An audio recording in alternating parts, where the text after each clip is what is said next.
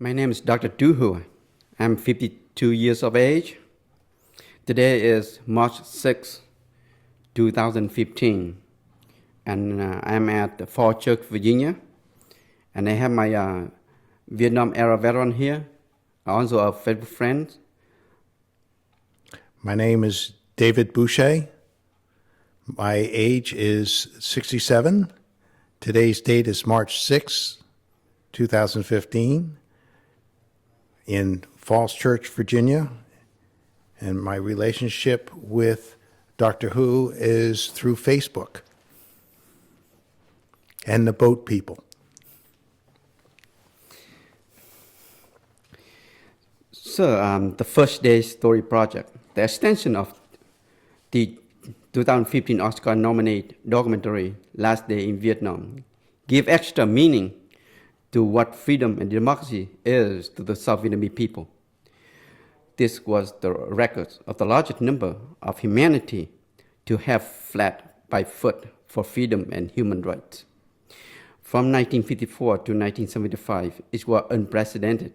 Today, we have great opportunity to commemorate 40 years since the fall of Saigon, but more importantly, the fact that so many people were able to escape the tyranny of the communists and found freedom, and those millions escaped.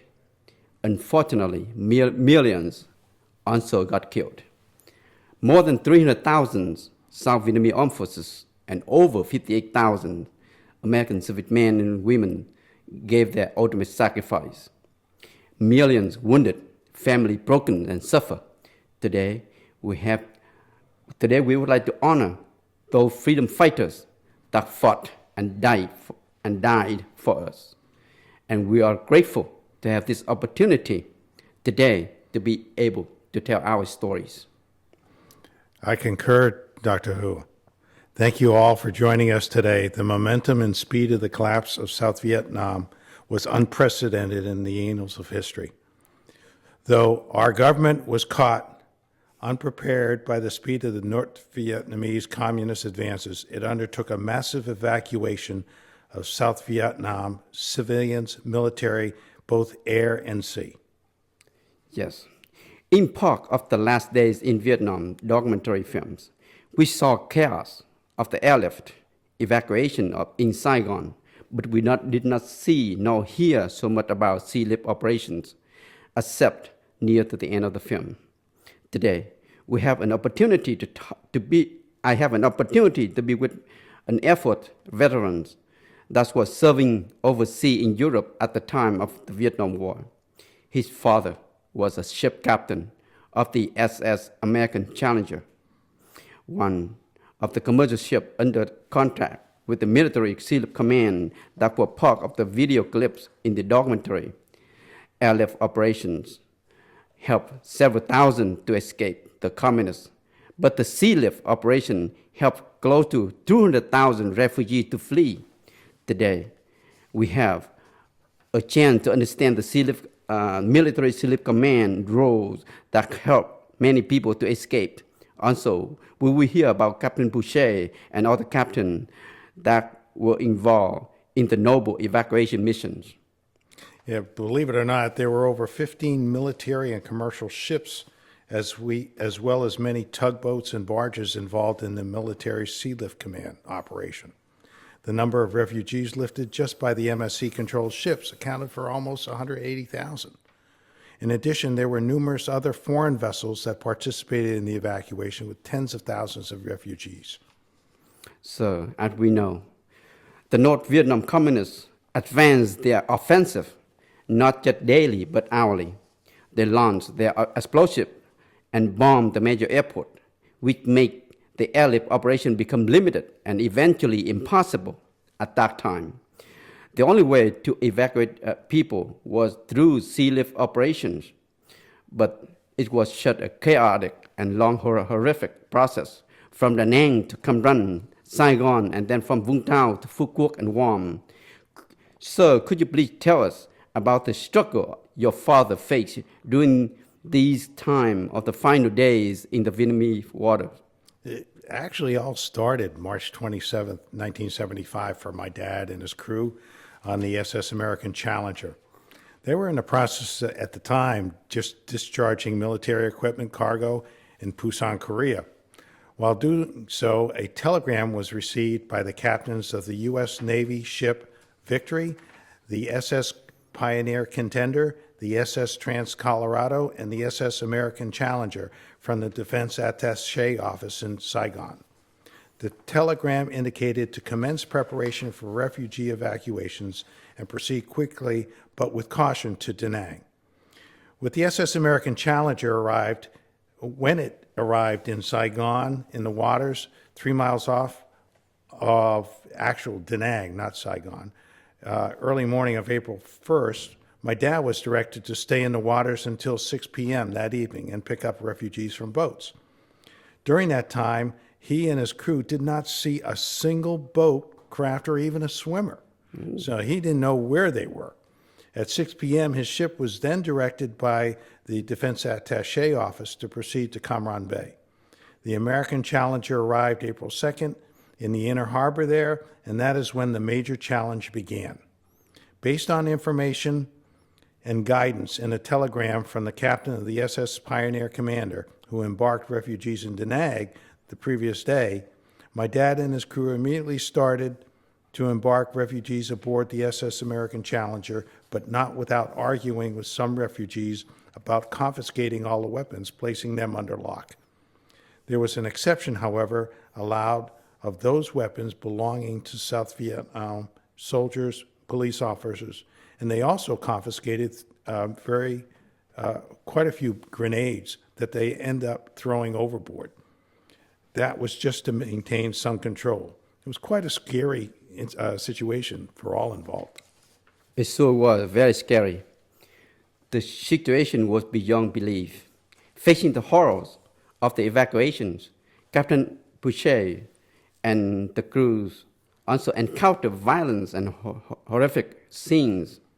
There were severe shortages of water, food, medical supply, and service personnel. What did your father think about what freedom meant to the people of Vietnam when the huge number of desperate refugees jammed into his ship? He had never seen anything like this desperation in his lifetime. And so I'm sure he realized very quickly that freedom was the epitome of an ultimate goal of happiness for these refugees. It was described by the press that the people were drowning in fear of the unknown. Boy, could you also tell us just a little bit about the kind and the magnitude of the chaos your father and to confront with this ordeal? Certainly, I'll give you some examples. In addition to some of the small crafts that were coming alongside his ship and loading the refugees on board, they also had 5 barges filled with refugees embarking on his ship. They had hauled 3 South Vietnam Navy crafts, small Navy crafts on board with 85 horsepower engines each on board, and they even loaded 60 motorcycles.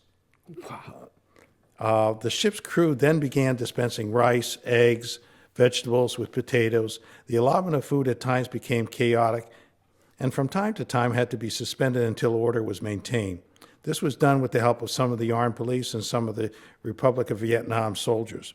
At one point, the chief officer on my dad's ship noticed a South Vietnamese Marine lieutenant with his .45 pistol drawn and was about to shoot a Vietnamese civilian who was frantically talking away. The chief officer, he asked the Marine lieutenant, "What are you doing?" And the Marine lieutenant responded, "He's a VC, Viet Cong. I'm going to kill him." The chief officer told him, "You are not going to execute anyone aboard this ship." He told the Marine lieutenant to take him off the ship and shoot him, but not aboard this ship. The chief officer was determined not to allow a shooting on board the American Challenger. The Marine lieutenant said to the chief officer, "Mate, I'm security here, and I know you go about your business and I will take care of mine." The chief officer said, "Lieutenant, I order you not to shoot anyone aboard this ship. Furthermore, you will carry out my orders or I'll throw you off. This is an American ship and is part of the U.S. Navy. The lieutenant hesitated for a long moment. Finally, he placed his .45 back into his holster and said, "Okay, mate, I will take them off the ship and shoot them." 3 hours later, they took 5 VC off from the stern of the ship and shot them. And the lieutenant, as well as the crew, they felt that they had a small victory because they were able to maintain control at all times, and actually assisted during several attempts by other VC to commandeer the ship to take it to Saigon. It was a harrowing experience, to say the least. What a experience. I can feel it, how scary it was at that time. But sir, several times, the number of refugees loaded into your father's ship far exceeded their capacity. I understand the ship was designed to only accommodate 12 passengers and 46 crew members, although 44 members were part of this evacuation. On one of the evacuation trips, there's over 9,000 passengers were brought on board. People were desperate to escape the communists. The chaos was indescribable. Could you please share with us how your father and his crew did this? Yes, of course. Of course, the SS American Challenger is simply a cargo ship. So a captain and his crew are typically together not just for one trip, but many. And they get to know each other quite well and become family of sorts and learn to work closely together out of necessity. They are typically away from their real families for months at a time. In this particular trip, my dad was actually away for 4 months. A captain and his crew have to become disciplined because they must manage a ship, its cargo, the high seas, and of course coming into a dock and leaving a dock day and night. The responsibilities can be daunting at times, and I've heard many stories about some of these challenges during his career. It provides strong foundation, basically, to encounter, chaos such as this, although this was extraordinary. To my dad and his crew was duty that was absolutely necessary for the survival and eventual freedom for the refugees. In addition, he had some Vietnamese soldiers and police on board. During this particular trip, however, I wanted to bring this to your attention. Most of the 19,000 refugees, including a priest, I might add, were from a Catholic congregation. Wow. In South Vietnam. The priest was conducting Mass and had many of the refugees singing together. According to my dad, it was a sight to be seen that a priest had the attention of almost all the refugees on board at once. Through joint praying, singing, asking the Lord for deliverance. The priest was a leader in his own right. The amazing thing about this particular trip was that they had no accidents whatsoever. This is really unbelievable. I can just close my eye and imagine the magnitude and the way that 9,000 refugees on the ship and the priest will conduct the Mass on board in these hours in the water at the time of war. I have goosebumps.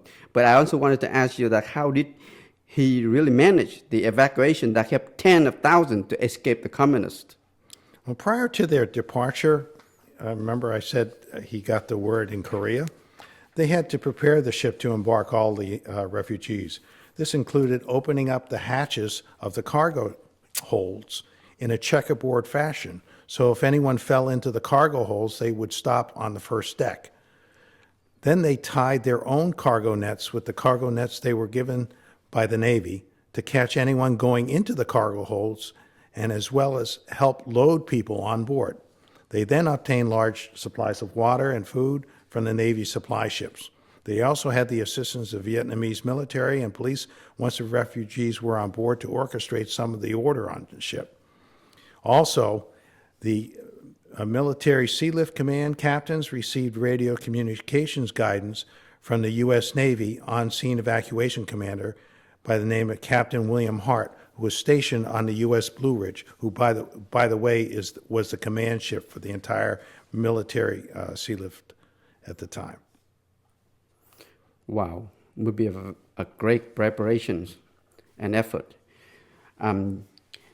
Your father mentioned that there was up to 50,000 people left behind at the Phu Quoc Island. And at one point, he saw about 500 folk around his ship, but unfortunately, he could not get them on board. Could you please share the desperation that he observed, especially when the people were howling and crying for help?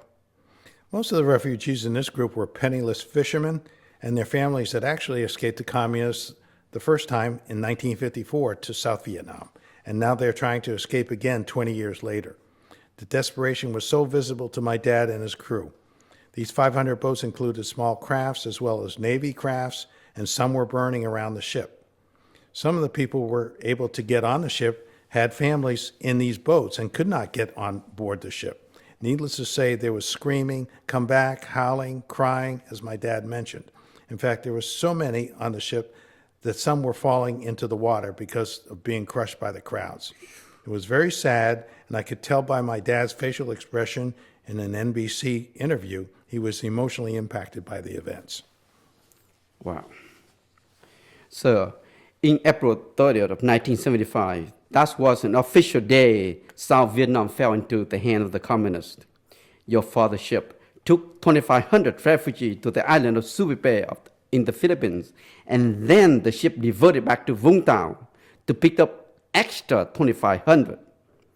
Your father, along with other captains and their crews, continued the effort of saving lives and helping people to escape the communists past the final day into the second week of May of 1975. This was unimaginable effort of the evacuation happening in the war zones. The chaos was tremendous because many of the South Vietnamese realized that the Viet Cong carrying AK-47 were at their doorsteps. T-54 Russian tank was in their village and cities. Needless to say, this caused great panic, which leads to a tremendous danger to these evacuation fleet. Could you please share with us the unseen challenges that your father and other captains faced? Certainly. Included with the 2,500 refugees in Vung Tau were approximately 1,000 Vietnamese CIA and embassy employees, mostly trying to board my dad's ship from smaller boats along the side. With this particular evacuation, it seemed like a whole fishing village got panicky at one time and wanted to escape. As they were trying to approach the ship with their small boats and take position to board, they were colliding with each other and smashing each other just to get the best position. It was like a shark feeding frenzy as described by the chief officer. Most of the boats had a heavy beam across the bow to hang the anchor, and one such beam went over another boat as the swell of the sea lifted the side of the boat, and the beam came apart at the waterline and wounded the leg of a Vietnamese soldier. One of the CIA people on board said this particular soldier shot his pistol in the scramble just to get on board the ship. Because of the rough seas, the crew decided to pick up the gangway. As a result, the Vietnamese Navy people were climbing on top of their radar antennas on their PT boats in order to reach the ship. There were a dozen children under 10 years of age on board this ship with no parents. There were parents who lost their children as well. Wow. There were all sorts of problems in this particular trip. They did get extra rations to those who took care of the kids, and there were several CIA employees on board to help, especially with the kids. Wow. As we mentioned, thousands and thousands got packed into your father's ship. At one point, your father even witnessed about 600 refugees jumping off the ship to avoid being crushed or killed. Other times, hundreds of refugees were swimming in the open water and hoping to get picked up. Your father saved tens of thousands of souls, but still more needed to be done. Mr. Boucher, would you please tell us more about your father's reaction to these situations? Yeah, this was devastating and very sad to my dad because of the lives being impacted and the inability to embark more onto his ship. When you're the captain, you feel all the responsibility falls on your shoulder, which it does. But in this case, there was nothing more he could do. So it was not only frustrating, but very sad for him. When he returned to the States, you could tell the trip had a major emotional impact on him, and I don't think he ever stopped thinking about it the rest of his life. Wow, it's unbelievable. The SEALIP operation during the time of the fall of Saigon had become a historic record.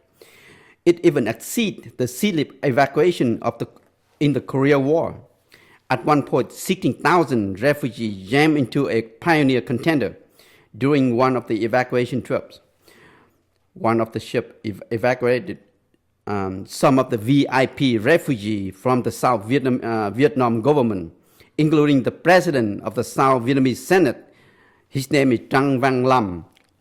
He was one of the people. He was the guy who signed the Paris Peace Accord in January 27, 1973. 2 years after the signing, the invasion of the North Vietnam communists called the Fall of Saigon. And here he is. And he was one of the escapees rescued by the MSC fleet. Sir, would you please share any feeling of your father about these situations? Certainly. Well, first of all, I never knew about this situation until I later read about it.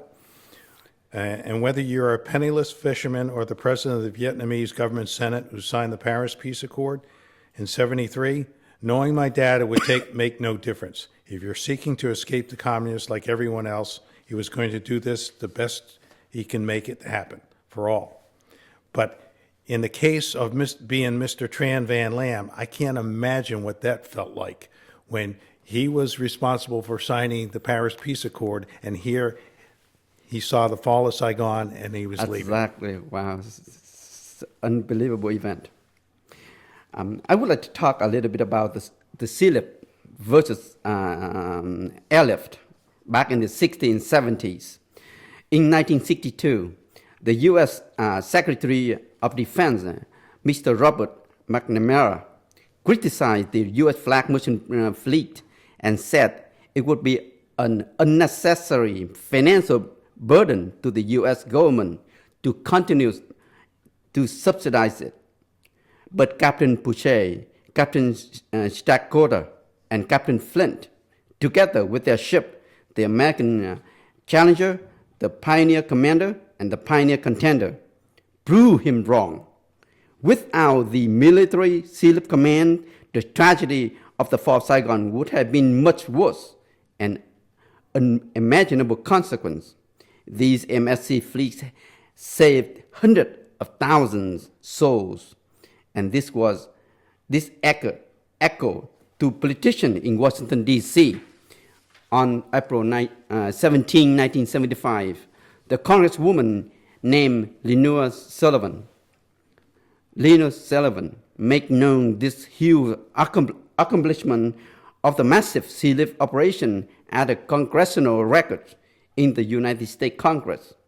Your father received a letter from this Congresswoman Sullivan, described as the public record, the narrative of great humanitarian commitment performed by MSC during the recent refugee evacuations. She congratulated all on an extremely difficult job Spurley performed. The unselfishness, devotion to duty, and courageous spirit were beyond worthy of recognition. Under the eye of God, these were the acts of angels. In other words, from a plan that was almost to be a cancellation to a plan that brought a huge success in the mission of saving humanity. What would you think about this, sir? Well, this was interesting because in the case where it wasn't Robert McNamara did not want to subsidize it,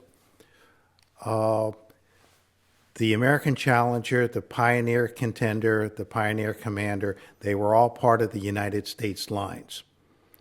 Interestingly enough, at that time, back in the 60s, the SS United States, which was a large passenger ship that also held the world record of speed going across the transatlantic, was actually designed and subsidized by the government to be a troop ship.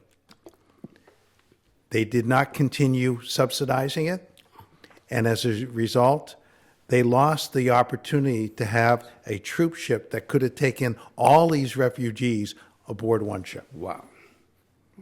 So the unfortunate circumstance back in '62, and today as well, certain politicians make decisions without understanding all the ramifications with their decisions.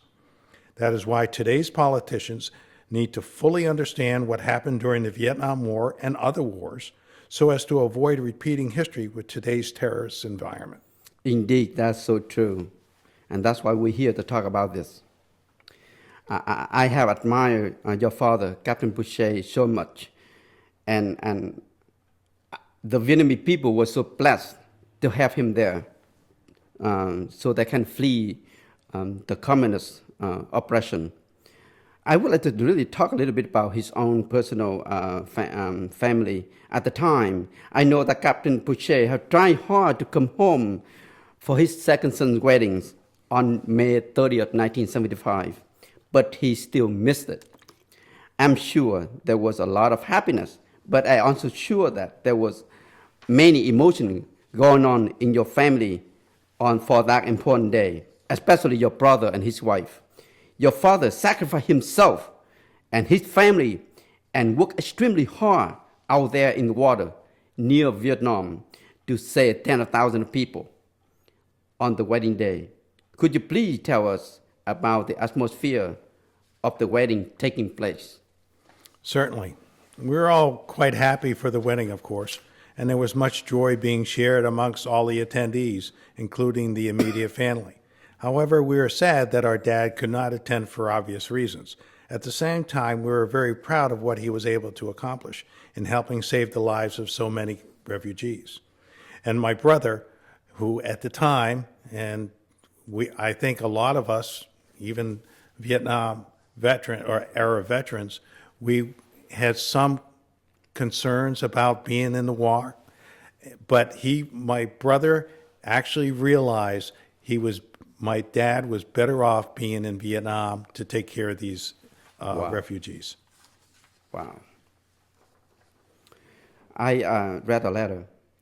There was a letter on May 6, 1975 from a doctor. His name is Nguyen Ya Quân, who would like to express the deepest gratitude for the hospitality, generosity, and all what had been done to the refugees. The doctor also asked for the forgiveness for the mistake committed by the refugee because they were under such immense grief and untold suffering. The letter was very sincere and emotionally filled. I suspect that this is one of the motivations to keep your father's energy going, to rescue the refugee in the most chaotic situations. As I heard in the video news interview with Captain Boucher said, the attitude was one of wanting to escape, to get away. They had no idea where they were going or they were going to do, but they were definitely frightened of the Viet Cong. Would you please share this with us? Sure. In fact, I actually have that letter here. It was to the captain of the SS American Challenger. On behalf of the Vietnamese refugees of all social strata, the medical team and myself would like to extend to you and all the crew members of your ship our heartiest thanks and deepest gratitude for your hospitality, generosity, and all what you have done for us during 7 days of traveling in the Pacific Ocean. Our immense grief and untold sufferings, we have certainly committed so many things that we should not have done. We sincerely wish that you provide us forgiveness for all those mistakes. We pray God to always keep you and the whole crew and members of the American Challenger in the best of health and most happiness to fulfill your noble mission. Our best regards, Doctor in Charge, Nguyen Ghi Quân. Thank you, sir. There's another thing that I really want to talk about. We know that there were tragedies on the ship involving babies. There were 3 infant deaths during the evacuations. However, There was also great news about 6 babies born on the ship, and all were alive and healthy. We even saw the pictures of the first baby born in the ship in the laundry room. In a summary report produced by your dad, who he documented the names, the dates, and the times of all these babies that were born on the ship. What a great news and what a blessed. So, what do you say about this? When I first heard about it, I was quite sad about the 3 babies that died, but of course overjoyed about the half dozen babies that were born in unbelievable circumstances, like in the laundry room. The crew was outstanding. I would really like to find out where these babies are today. And just so happens I have the names of these babies. So if you're out there, love to hear from you. Definitely. The first one is Gwyn T. Gong Lee. Mother was Gwyn T. Dung. Next one was a male by the name of Win Bo Lo. Next one was a male by Dung D. Tom. Next one was a male, Hong T. Tim. Female, Trin T. Tron. And the last one was Gwen Van Dong. And basically, we'd love to hear from you because just to find out what you've done in the past, many, many years. Yes, so please contact us of these babies about 40 years ago. We've already talked about, last days in Vietnam and also the evacuations during that time. But what we haven't talked about, what some people unfortunately forget about, are those Vietnamese that were trying to flee from the communists but were left behind. I remember so vividly when my dad indicated in his interview that he and his crew left behind over 50,000. There must have been close to 1 million left behind throughout South Vietnam at the time. It was a very sad time in Vietnam history. Yes, sir, it definitely is. It was a darkest days in human history. And today we're lucky and honored to have Dr. Du Hoa with us for an interview, who was one of the unfortunate people that were left behind but made it out to secure freedom in the U.S. I was first introduced to Du through a group on Facebook called Boat People, which caught my interest. Then I found out that he actually wrote a book called The Escapes in My Journey to Freedom. Needless to say, I was immediately interested. Here's what a Vietnam War historian said about his book. I've read dozens of books about Vietnam War, and Dr. Du Hoa's book is clearly one of the most meaningful and compelling. He and his fellow 15 million South Vietnamese lost their beloved homeland to the terrorism and tyranny of the communists. Dr. Hoa's story is one of the greatest commitments and perseverance through continual adversities. Thank you very much for writing your book. I must admit it was very hard for me to put down. Would you please tell us what were the driving factors for you to write such an experience? Certainly, sir, and thank you for the questions. At the time, I attempted to escape. Just like millions of the South Vietnamese people, we didn't think too much. All we wanted to do is to escape the communist oppressions. For me, if one attempt failed, I had to try and try again. I didn't even think about my own safety. I know I was so blessed not to get caught, shot, or killed by the communist Vietnam.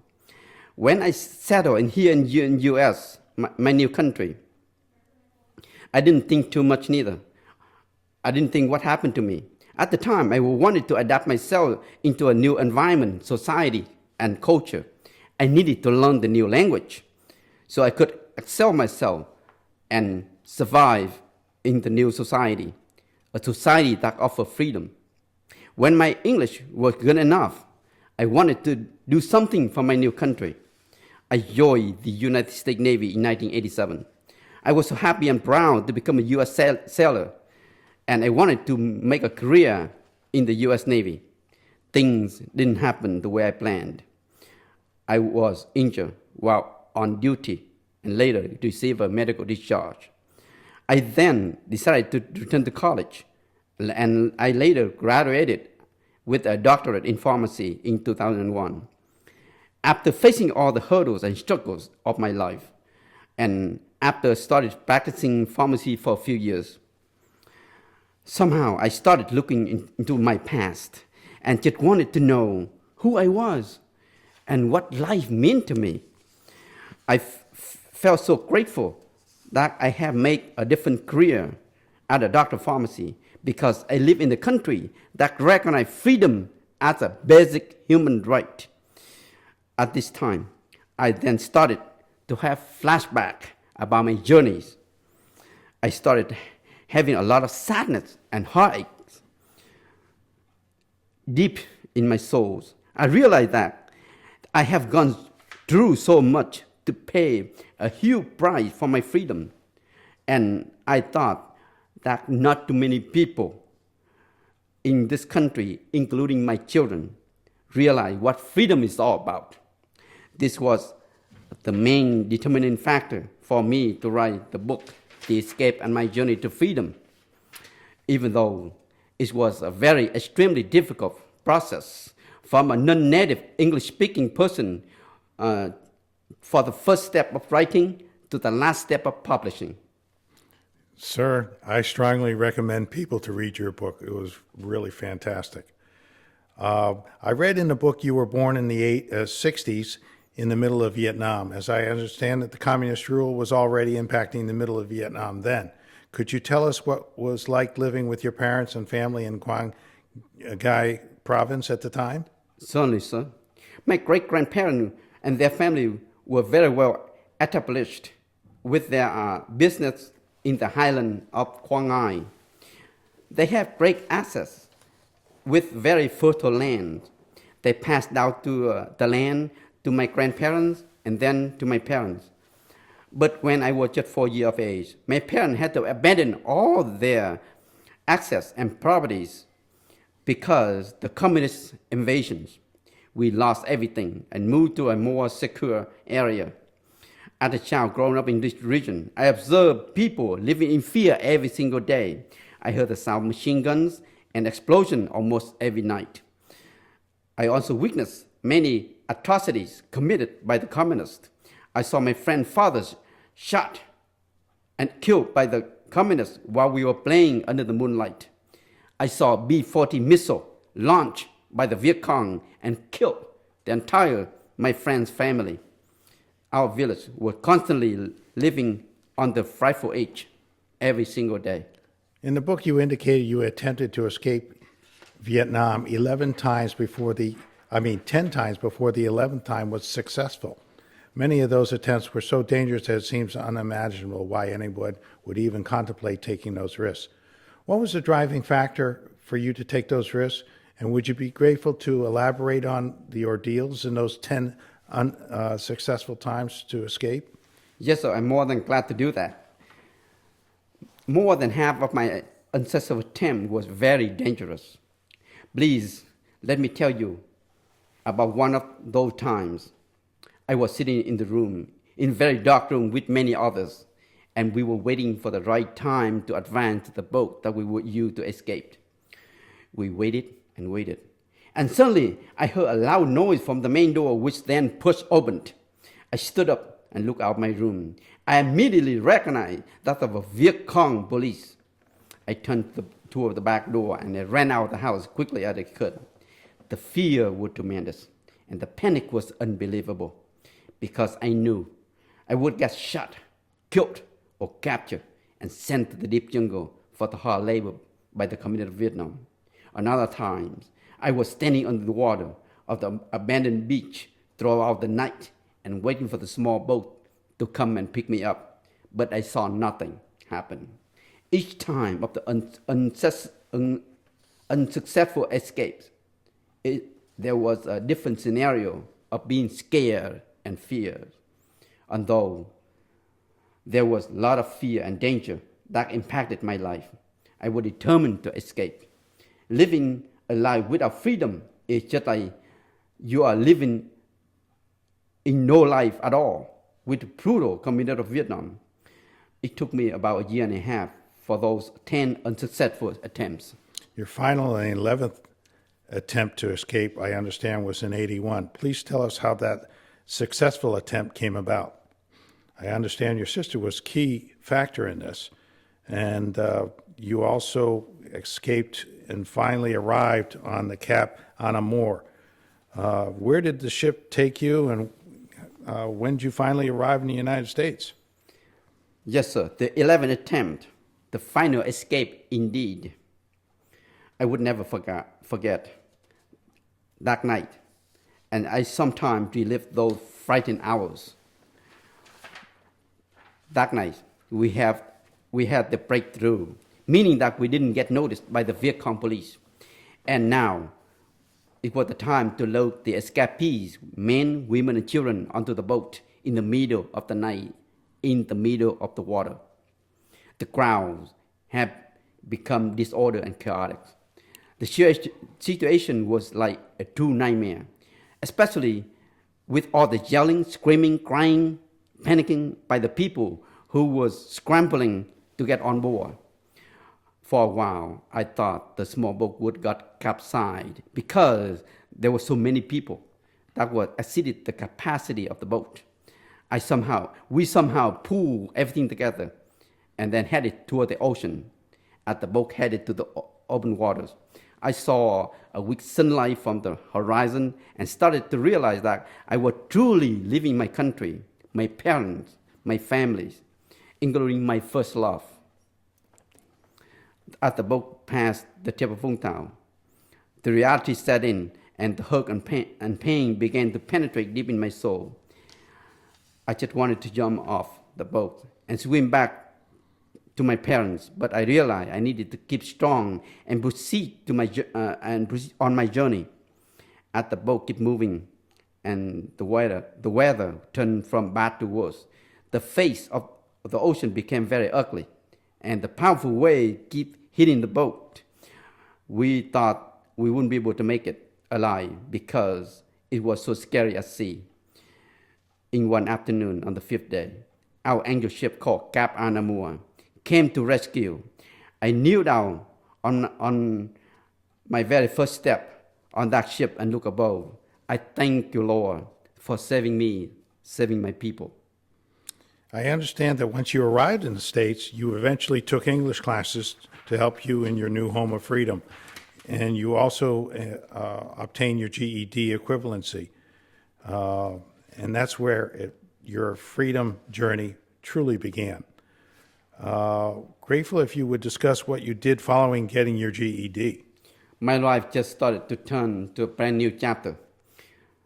I just came to the United States and I wanted to go back to high school because I was not allowed to attend my high school years when I could in Vietnam because now I passed the age limit. After walking to church to learn ESL and after sharing ride with my friend to school, I finally received a high school equivalent GED certificate.